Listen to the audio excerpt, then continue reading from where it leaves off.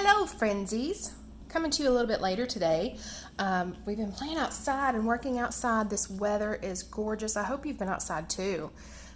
Schoolwork is important, but so is playing outside. Follow along with me today in the tale of Despereaux. If you remember where we left off yesterday, you remember that Mig had been to the dungeon to give Gregory his food, and as she was going back up the stairs,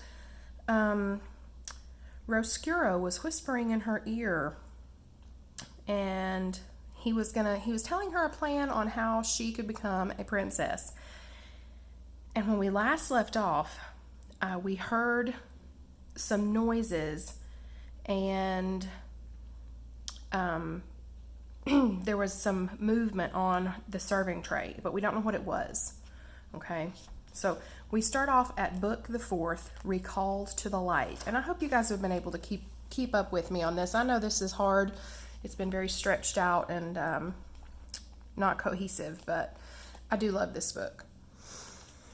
Chapter 34, Kill 'em, even if they's already dead. Reader, you did not forget about our small mouse, did you? Back to the light, was what Gregory whispered to him when he wrapped Despereaux in his napkin and placed him on the tray. And then Mig, after her conversation with Roscuro, carried the tray into the kitchen, and when she saw Cook, she shouted, "It's me, Miggery Sow, back from the deep downs." "Ah, lovely," said Cook. "Ain't we all relieved?" Mig put the tray on the counter. Here, said Cook. "Your duties ain't done. You must clear it." "How's that?" shouted Mig. "You must clear the tray," shouted Cook. She reached over and took hold of the napkin and gave it a good shake, and Despereaux tumbled out of the napkin and landed right directly, plop, in a measuring cup full of oil. "Ah!" said Cook. "A mouse in my kitchen, in my cooking oil, in my measuring cup. You, Mig, kill him, quickly." Mig bent her head and looked up at the mouse, slowly sinking to the bottom of the glass cup. "Poor little Macy," she said, and she stuck her hand into the oil and pulled him out by his tail. Despereaux, gasping and coughing and blinking at the bright light, could have wept with joy at his rescue, but he was not given time to cry. "Kill him!" shouted Cook. "Go her," said Mig. "All right." Holding Despereaux by the tail, she went to get the kitchen knife, but the mouse tail, covered as it was in oil, was slick and difficult to hold on to, and Mig, in reaching for the knife, loosened her grip, and Despereaux fell to the floor. Mig looked down at the little bundle of brown fur. "Go her," she said. "That killed him for sure." "Kill him even if he's already dead," shouted Cook. "That's my philosophy with mice. If they're alive, kill them. If they're dead, kill them. That way you can be certain of having yourself a dead mouse, which is the only kind of mouse to have." "That's some good sophisy, that is. Kill 'em even if they's already dead." "Hurry, you cauliflower-eared fool," shouted Cook. "Hurry." Despereaux lifted his head from the floor. The afternoon sun was shining through the large kitchen window.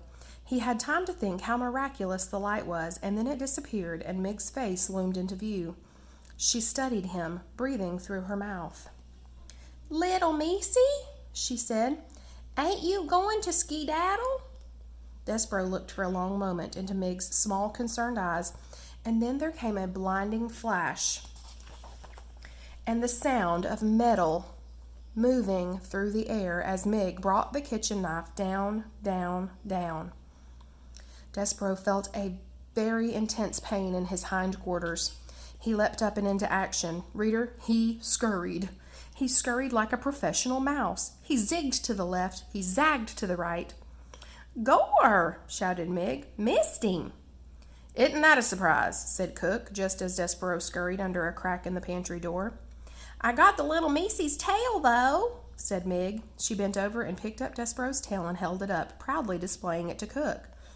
"So?" shouted Cook. "What good will that do us when the rest of him has disappeared into the pantry?" "I don't know," said Mig, and she braced herself as Cook advanced upon her, intending to give her a good clout to the ear. "I don't know." And there is the picture of Meg chopping off Despereaux's tail. Poor Despereaux. Chapter 35, The Knight in Shining Armor. Despereaux was pondering the reverse of that question.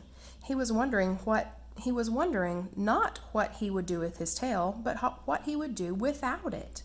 He was sitting on a bag of flour high atop a shelf in the pantry, crying for what he had lost. The pain in his hindquarters was intense, and he wept because of it. But he also cried because he was happy. He was out of the dungeon. He had been recalled to life. His rescue had happened just in time for him to save the Princess Pea from the terrible fate that the rat had planned for her. So Despereaux wept with joy and with pain and with gratitude. He wept with exhaustion and despair and hope. He wept with all the emotions a young small mouse who had been sent to his death and then been delivered from it in time to save his beloved can feel. Reader, the mouse wept. And then he lay down on the sack of flour and slept. Outside the castle, the sun set and the stars came out one by one, and then they disappeared and gave way to the rising sun, and still Despereaux slept. And while he slept, he dreamt. He dreamt of the stained glass windows in the dark of the dungeon. In Despereaux's dream, the light came to life, brilliant and glorious, in the shape of a knight swinging a sword.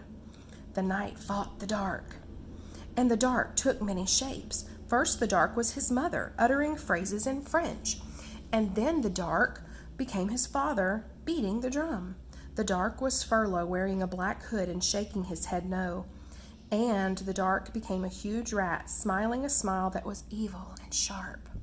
Now, I know we've talked about this, but the theme of this book is good versus evil. And representing that is light and dark. And light represents good and dark represents evil. "The dark!" Despereaux cried, turning his head to the left. "The light!" he murmured, turning his head to the right. He called out to the knight. He shouted, "Who are you? Will you save me?" But the knight did not answer him.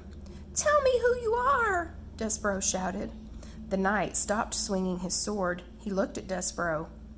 "You know me," he said. "No," said Despereaux, "I don't." "You do," said the knight. He slowly took the armor off his head and revealed nothing. No one. The suit of armor was empty. "No, oh no," said Despereaux. "There is no knight in shining armor. It's all just make-believe, like happily ever after." And in his sleep, reader, the small mouse began to cry. All right, the next chapter is called What Meg Carried, and we're going to stop there. I don't like for these videos to be too terribly long. I know you probably don't have the attention span to sit for that long and just listen to me read. So we'll stop right there. I miss you. I love you. Join me tomorrow.